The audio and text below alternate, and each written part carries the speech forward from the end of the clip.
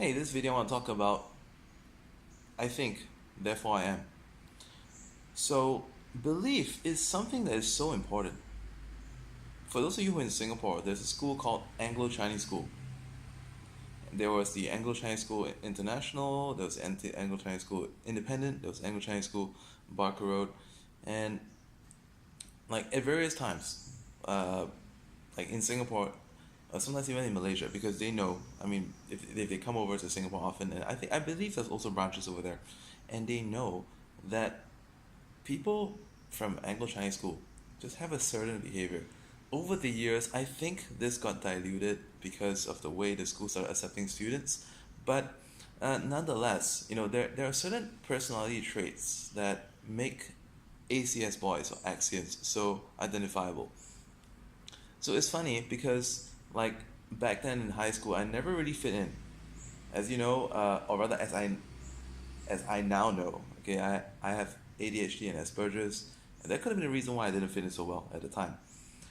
But still, again, and also the fact that I've been studying, or rather I've spent time abroad and I've been with different groups of people, and the way that I speak is not exactly the same way that people over there speak. But it's interesting how people would meet me and say, I don't know I don't know for sure, but the way you speak and behave comes across like someone who attended ACS. Is that true? So I had the good fortune to meet up with a former school friend, and we caught up a lot and just updated each other about what uh, the who's who of our time, and what are they doing now. And it's interesting to find out that so many ACS boys of the batch I was in, are in great places right now. Business owners, government boards, private corporations, doing mergers and acquisitions, uh, you know, and it's it, or and holding like major licenses for certain things in locally, and even nearby countries like Indonesia and Thailand. Um, it's amazing how this came about, and I decided to ask that friend of mine, like, why do you think this came to be the case? Was it because of the connections that we had? Well, that could definitely have played a part. But at the point of time, like we literally coexisted with people of different walks of life without knowing the backgrounds. I mean, I mean, sometimes we have school projects and we go to each other's house, and someone may live in a huge mansion or something, but we never know that because when everyone's wearing the same school uniform, we can never tell, like, who's rich and who's normal, who's poor. And by the way people behave, it's hard to tell as well. It's very betraying. But it's interesting to know that it's not just about, like, some of you may think, well, yeah, sure, because people who go to ACS come from rich families or well-to-do families, but that not always has been the case. And oh, they got good connections, but you never know who's going to be the good connection, right? um, and eventually, somehow many years down the road, some of them never contacted anyone. Like for me, I've almost never connected with anyone because, like I said, I was an oddball. I was reclusive. I was outcasted um for my quirks and behavior, and it's strange, how I made like this, and there's been other very low profile people in the time as well that made it to be very successful as well. So I asked this friend, why do you think that is the case?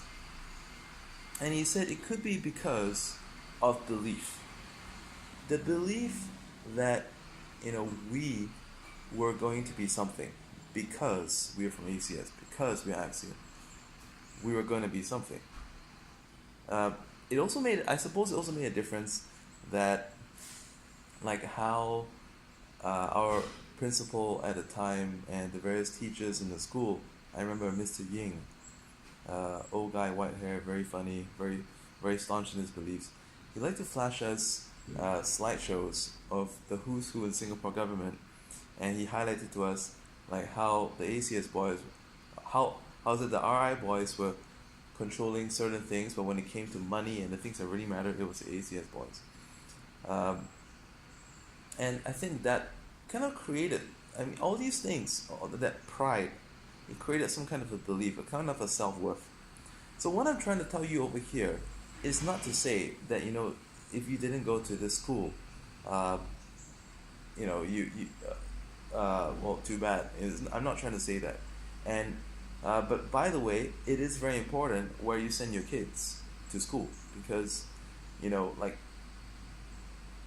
it's branding, and when you plug your kids into a brand that's established, and when the brand is upkept, for example, like the teachers in ACS have been long term, and it's like all a self-sustaining cycle where, like, former students return to the community to contribute and blah blah. It's a it's a self-sustaining um, you know chain that retains that branding and successorship. And okay, what happens if you didn't go to the school of your choice? You didn't go to that this school or that school. Uh, you are still able to plug into and find your belief. Like I said at the beginning of this video, I believe, no, I think, therefore I am. I can't remember who said that. Was it Shakespeare? Or someone else? I don't know.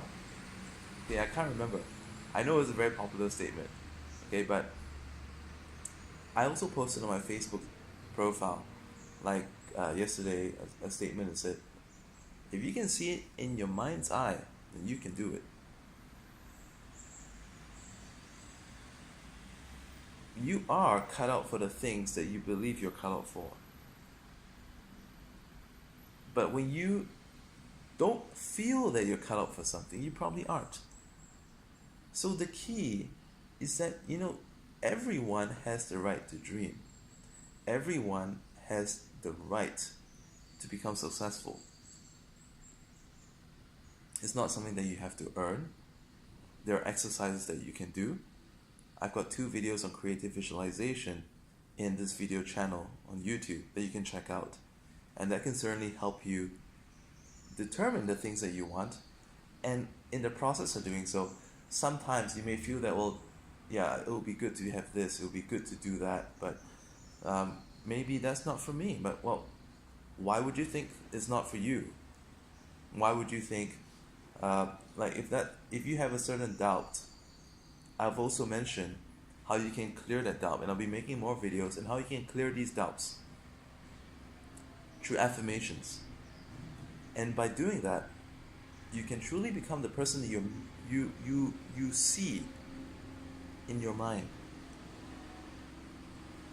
Just cutting out everything that may disqualify you from the idea, you can become that person. So, great people are not made because of connections, although some are. Because even if some people could be very well connected, but if they cannot use those connections, if they cannot see the value of themselves with the connections, if they cannot see themselves offering value to the connections that they have, they will still come to nothing as well. So today, I would like to challenge you to start to see yourself, to start seeing yourself some value. Okay? It could be something that you always wanted. Just start thinking, take your phone away, off your phone for the next 2 hours, or at least the next hour, and just start thinking about it. Like, who am I? Who am I right now? Who am I that I have dreamed myself to be? How can I get there? Why is it that I will get there? It's still the daylight right now. Daylight is good because when you close your eyes, you can see pink in your eyelids. And that's going to enable you to be able to visualize everything that you want into this pink bubble that rises through your ceiling, through the upper floors if you're living in a multi-story, or the roof, and into the sky, into the universe. And if you believe in Jesus Christ, Allah, Buddha, commit this image that you see in that pink bubble to them so that they can bless that thought. And then you can, before you know it, when you have these thoughts in your mind, when you start to believe in yourself, sometimes, even if you don't know the answer, even if you don't know exactly what's going to be the next step, but you know that it's going to be better than a certain outcome that most people will be okay with.